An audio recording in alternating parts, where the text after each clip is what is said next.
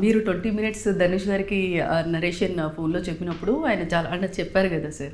తర్వాత బాగా ఎండలో నుంచోబెట్టారంట కదా సార్. బాగా ఎండలో నడి రోడ్డు మీద ఎండలో నుంచోబెట్టారంట కదా సార్. దాని పాత్ర అదే ఫస్ట్ అంటే ఆయన ఆయన బిచ్చగాడి పాత్ర. సో బేసిక్గా ఆ పాత్రకి అలా అంటే ఆయన ముందే చెప్పాను, ఆయన ఆయన ఏదో ఫన్ సరదాగా అన్నాడు ఆయన ఇట్లా ఇట్లా ఇలా ఈ రోల్ అని. కానీ అది వన్ ఆఫ్ ద అంటే ఓపెనింగ్ అది. సో ఓపెనింగ్లో యూ సీ హిమ్ అంటే విశ్వరూపం చూపించినట్టు ఉంటుంది అతని యాక్టింగ్ అని అతని.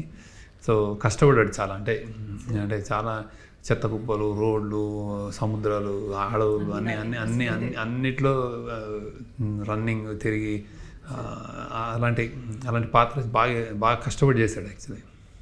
సార్ డంప్యార్డ్లో కూడా తీసారు. డంప్యార్డ్ షూటింగ్ అది షూటింగ్ 100కి పైన అయింది. మేము 100 days ఎక్కువ 100 days beyond more than 100 days. Dump yard అంటే 3-4 days అంటే సంథింగ్ వేరే వేరే వేరే టైమ్స్. ఓకే. సో అక్కడ కూడా ఫన్ జనరేట్ అయింది కదా సార్, అంటే చెప్తున్నప్పుడు స్మెల్ ఏదో వస్తుంది అని చెప్పేసి.